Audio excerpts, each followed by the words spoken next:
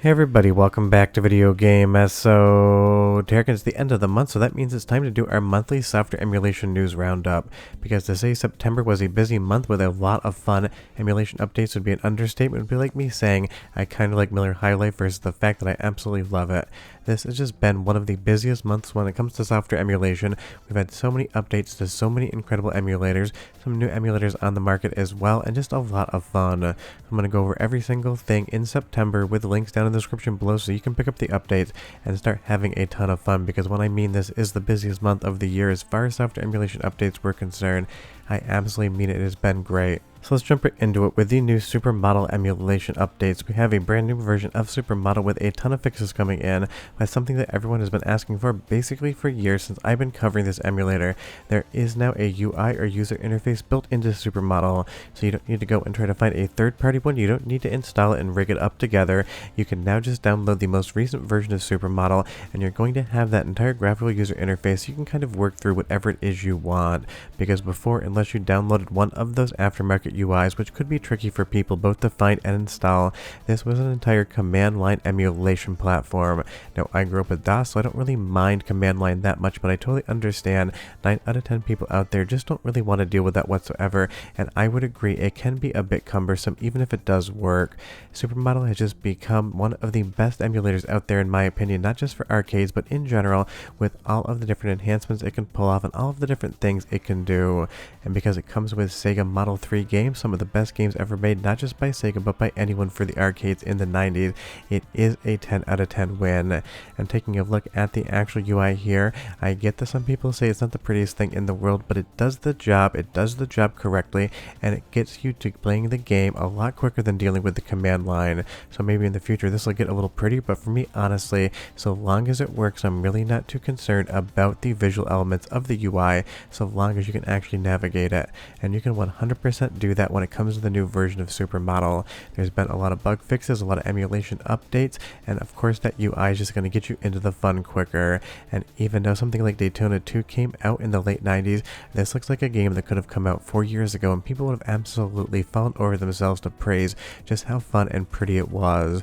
So if you haven't updated Supermodel in a while, I can't stress enough, the time to update is now. The link to the GitHub is in the description below, and you have to run out and grab it right now. Now, sticking with the arcade side of things, but jumping up a few generations for sure, this is RPCS3 running PlayStation 3 arcade games, Dark Escape 4D, as you're seeing right now.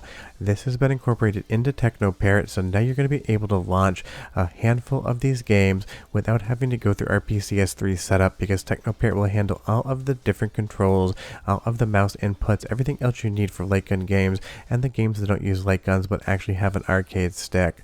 And even though there is a fork of RPCS3 that you can do this in independently, it is so much easier now that Teknoparrot is actually handling this. And I do have another Teknoparrot video coming up soon where you've already seen it. Just got the footage a little bit late for the voiceover here on another bit of emulation improvement. But if you've ever wanted to play Off-Road Thunder on your PC with the arcade original version, you're going to be doing that very shortly. But honestly, I love how easy it is to get these games running in Teknoparrot, because I would say RPCS3 is the #1 emulator I get asked questions about when it comes to how to setting it up and how to make it work on your system. So if you guys want to see a tutorial on how to do this in Teknoparrot, leave me a comment down below and maybe I will make you guys one. But this is just great because these are arcade exclusive games that never came home to the PlayStation 3 in Dark Escape 4D's instance. They play great, they run great, and as long as you can find the files, you're going to be having a ton of fun with these. And because 3 of the games are basically horror based, the one you're watching right here is Sailor Zombie AKB 48, Dark Escape 4D, as well as some other games, this is going to be perfect for October. But don't think just because I'm showing you light gun gaming footage that's all that this will run. It is just one of my favorite genres. But if you want to play Tekken Tag 2 Unlimited, the arcade variant, you totally can. And the sound quality is excellent for soundtrack sample, 45 seconds. And I'll be right back with a ton more emulation. Fight!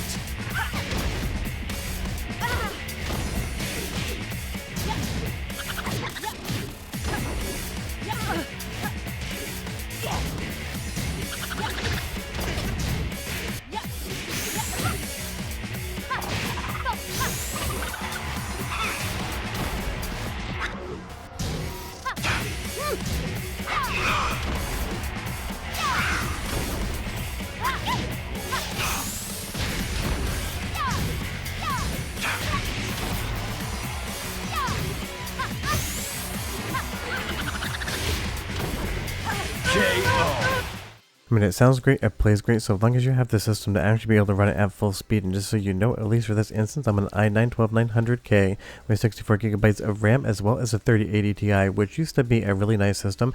Now is high-end, but still not as good as you could get.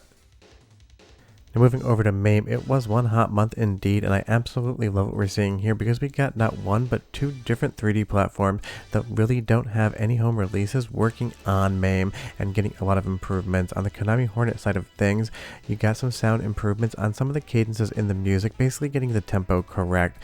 If you've never played the Konami Hornet before in MAME, ton of fun games, stuff like NBA play-by-play, stuff like Terrorburst. There's a lot of fun to be had here, and it almost all emulates perfectly, and I've seen a lot of sound improvements, so at least on the MAME side of things in the month of September. If you missed that video, sound really is the name of the game, pun very much intended when it comes to these improvements.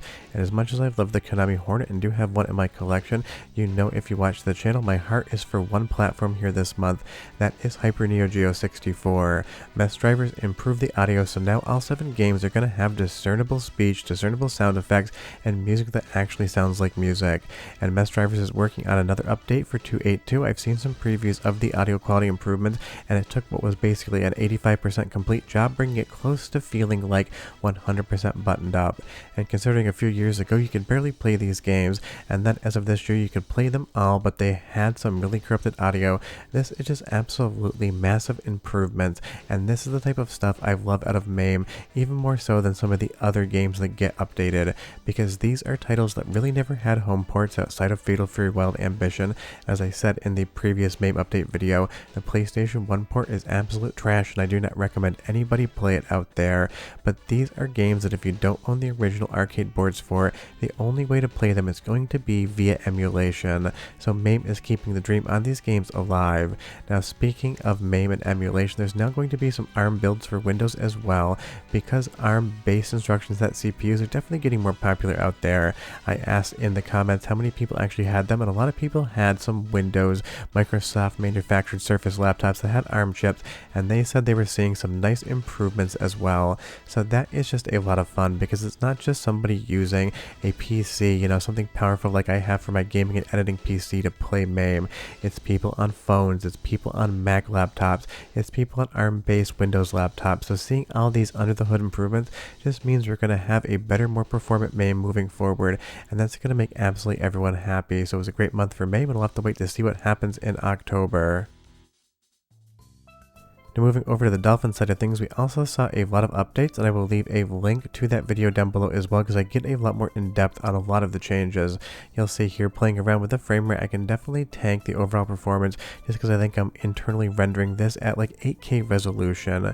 But basically Dolphin did a lot of under the hood improvements in the month of September to get a lot better performance out of single core processors, because it used to be that Dolphin was set up de facto to use dual core processors and then basically try to get everything synced up when it was coming in as far as its emulation is concerned. And trust me, that is not an easy task whatsoever, trying to use 2 cores and wait for them both to process that data and communicate with each other at the perfect timing. That basically ends up in a situation where you could have a race condition where something beats something else out, and then you get some hitches or even crashes in the actual emulation itself. Additionally, there are some new working games in Dolphin. I don't think anyone's going to really be stoked for Cars 2, Disney Infinity, or Toy Story 3, but this is improvement under the hood to make sure that these games actually emulate in Dolphin, because they never used to before. So if you are a Dolphin user, I can't recommend enough upgrade to this new version. You're probably going to see better performance and less hitching.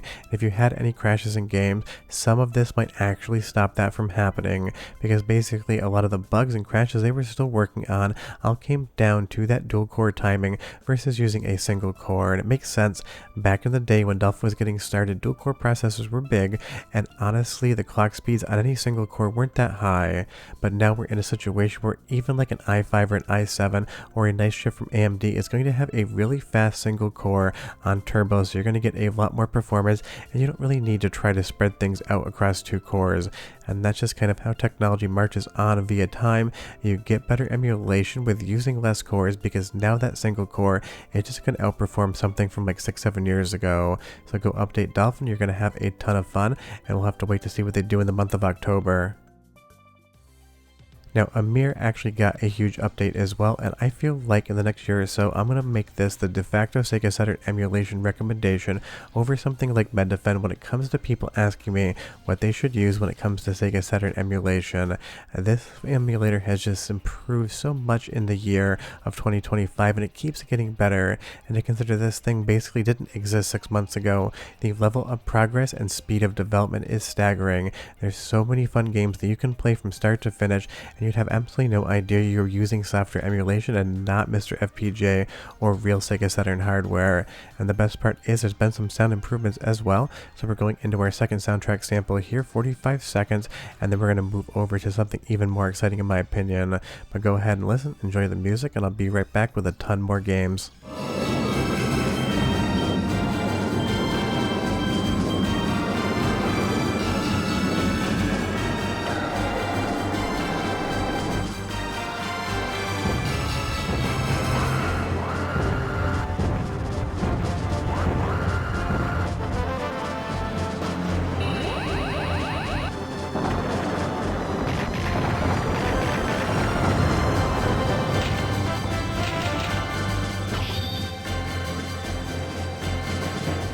I mean, honestly, that sounds good to my ear, and if for any reason I sound slightly different, it is 2 hours later from that last line because I am currently making an offer on another house with my wife because the first offer we put in last week was not accepted and we didn't get the plays.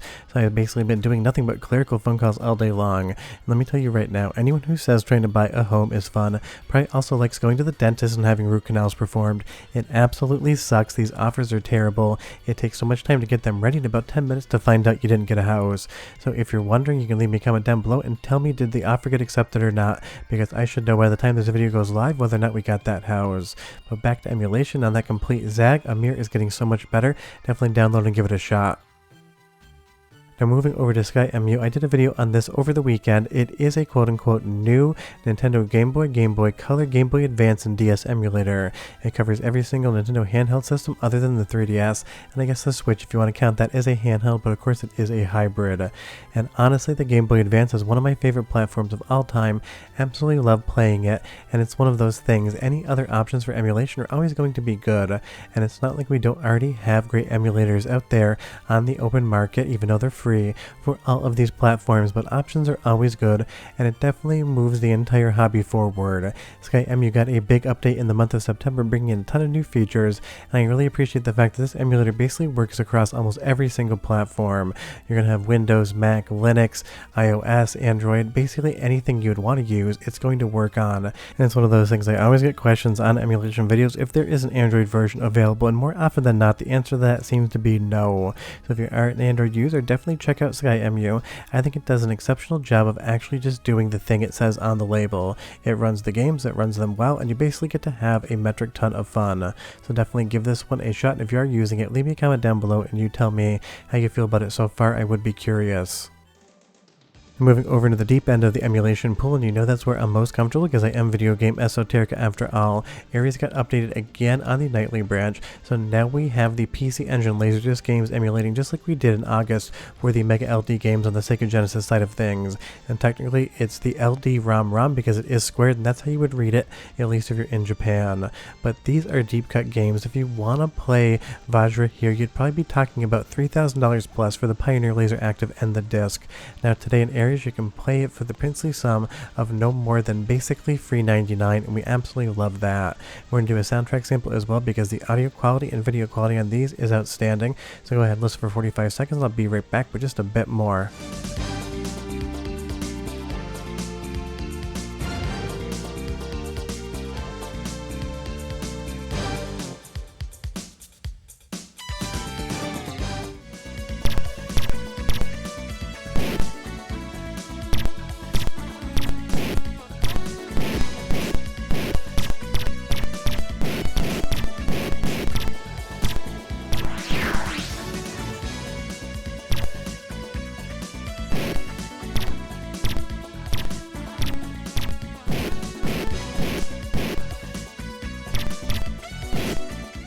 Fun music, fun video, and fun that it actually works. But this month I'm going to give it a tie as far as my favorite actual emulation improvement of September is concerned. I love this Sega Model 3. I've got some hardware in my closet, and I've been saying for years that the Supermodel emulator is the absolute gold standard for how to make emulation fun and improve games. But additionally, I'm a big Hyper Neo Geo 64 fan, so we're tied with Supermodel and Hyper Neo Geo as the best improvement of the month. But leave me your favorite down below, and I'll see you guys next time. Bye-bye.